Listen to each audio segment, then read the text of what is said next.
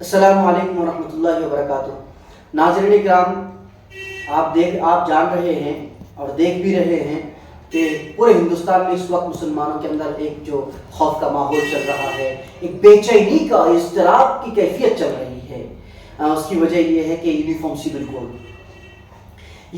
Civil code के बारे में हम नहायत परेशान हो रहे। पूरे हिंदुस्तान में मुसलमान तरह तरह की हरकतें कर रहे हैं।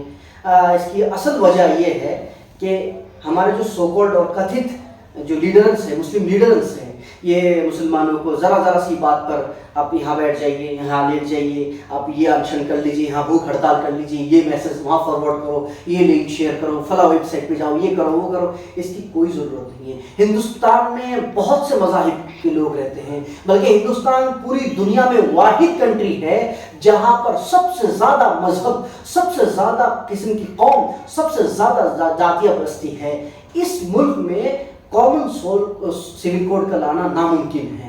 ये हिंदुस्तान है जिसकी हर 20 और 18 किलोमीटर के बाद ही बोलियां चेंज हो जाती है। ये हिंदुस्तान है जहाँ हर 5 कोस के बाद ट्रेडिशन चेंज हो जाता है, प्रथाएं चेंज हो जाती है, रस्म रिवाज चेंज हो जाता है। तो यहाँ पर कॉमन सिविल कोड लाना नामुमकिन है। और जिस धारा की वजह से या जिस आपके आर्टिकल की वजह से आप परेशान हो रहे हैं, जिस कानून की वजह से आप परेशान हो रहे हैं, वो ऐसा कुछ नहीं है। उसके बारे में आपको इतनी ज़्यादा सोचने की ज़रूरत भी नहीं है। वो आर्टिकल 44 है, वो ये है, the state shall endeavour to secure the citizen a uniform civil code throughout the territory of India. इसका मतलब ये है कि तमाम मज़ाहिब के लोगों को, तमाम इलाकों को एक सिविल कोड के अंडर में लाने की कोशिश की जाए, स्टेट कोशिश करे। ठीक है, अच्छा, इसकी क्या मतलब है? इस धारा का क्या मतलब हो सकता है? अगर आप इसको यूँ समझते हैं कि बाबा साहब अम्बेडकर ने इसको इसलिए इस धारा को लागू किया है या इस कानून को बनाया है कि पूरे हिंदुस्तान में एक ही कानून चल जाए, तो मुझे एक बात बताइए कि हिंदुस्तान में कैसे एक ही कानून सबके लिए लागू कैसे हो सकता है? आप साउथ में जाए, वहाँ लोगों के उसके रहन सहन, उनके खाने पीने के तरीके अलग है, और यहाँ आप नॉर्थ में आ जाए, यहाँ बिल्कुल अलग है। आप ईस्ट में जाए बिल्कुल अलग है, वेस्ट में जाए बिल्कुल अलग है। आसाम में जाए तो वहाँ का सारा तौर तरीका बिल्कुल अलग। आप गुजरात में जाए, वहाँ का बिल्कुल ही उसका उलट, एक दायां हाथ एक बायां हाथ बिल्कुल उलट है। ये मुमकिन ही नहीं है इसको एक करना। कैसे एक हो सकता है? आपकी बॉडी में आपके 2 हाथ है, दायां और बायां। अगर आप दोनों को चाहेंगे दोनों को एक ही कानून में लाया जाए तो नामुमकिन है, नहीं ला सकते। आप खुद भी नहीं ला सकते। तो पूरे मुल्क को कैसे लागू किया जा सकता है इस तरह का कानून?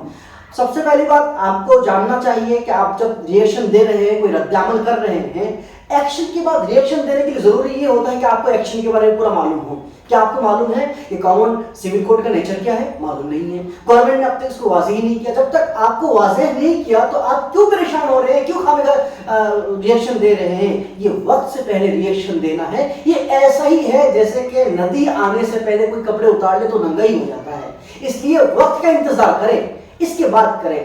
यहाँ और मजहब के लोग नहीं है क्या उनकी विवाह शादियाँ, उनकी तलाक, उनकी विरासत और उनके जो गोद लेने के कानून है, उनके पास कानून नहीं क्या? हर एक के अलग अलग कानून है। ईसाइयों के अलग कानून और बौद्ध के अलग कानून, जैनियों के यहाँ अलग कानून, हिंदुओं के यहाँ अलग कानून, मुसलमानों के यहाँ अलग कानून। कोई और तो परेशान नहीं हो रहे, आप परेशान हो रहे हैं क्योंकि आपको बताया जा रहा है कि ये कॉमन सिविल कोड से आपको क्या करना चाह रहे हैं? 4 शादियों से बाज रखा जा रहा है। तो यहाँ 2 साइड खड़े हो गए। एक क्यों कहते हैं कि हम 4 शादी करने नहीं देंगे, और एक उधर से खड़े होकर हमारी तरफ से मुस्लिम लीडर्स के कुछ लोग जो ये खड़े होकर कहते नहीं, हम 4 शादी, ये हमारा हक है, हम करके रहेंगे, इसको बदलने नहीं देंगे। भाई, हिंदुस्तान का जो ट्रेडिशन है मुसलमानों का, वहाँ 4 शादियों का रिवाज नहीं है।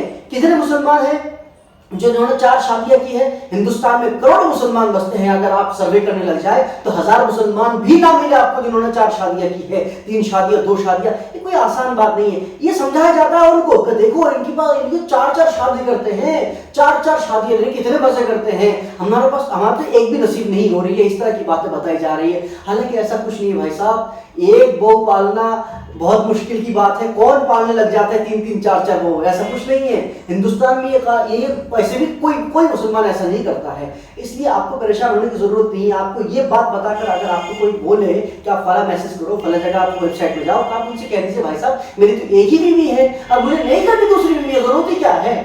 तो फिर आप खुद बच जाएंगे इन चीज़ों से। इसलिए मैं आपसे रिक्वेस्ट करता हूँ, अनुरोध करता हूँ, عام طور پر جتنے جو ماحول بنایا جا رہا ہے اس قانون کی وجہ سے، اس قانون میں ہمارے لیے کچھ نہیں ہے، کوئی ایک سازش ہے۔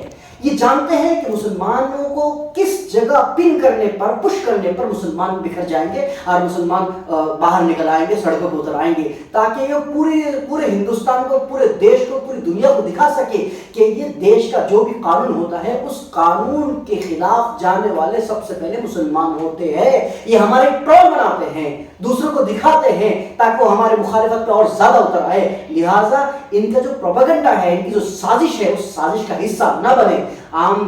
خاص طور پر میں لیڈروں سے کہوں گا، جو نیتا ہیں، مسلم نیتا ہیں، وہ اس طرح کی حرکتیں بالکل نہ کریں تاکہ مسلمانوں کی شبیہ خراب ہو، ان کا جو ایک چہرہ ہے وہ چہرہ خراب ہو۔ مسلمان، اسلام امن کا مذہب ہے، مسلمان امن پسند ہے، اس ملک میں امن باقی رہے اس کے لیے ہم ہر طرح کی کوشش کریں گے، اور جو قانون آئے گا دیکھا جائے گا۔ ایسا کچھ نہیں ہے، ڈرنے کی کوئی ضرورت نہیں، آپ دھیرج رکھیں، شانتی بنائے رکھیں اور اپنے اندر استقامت پیدا کریں۔ اللہ تعالی ہمیں صحیح فیصلہ کرنے کی توفیق عطا فرمائے۔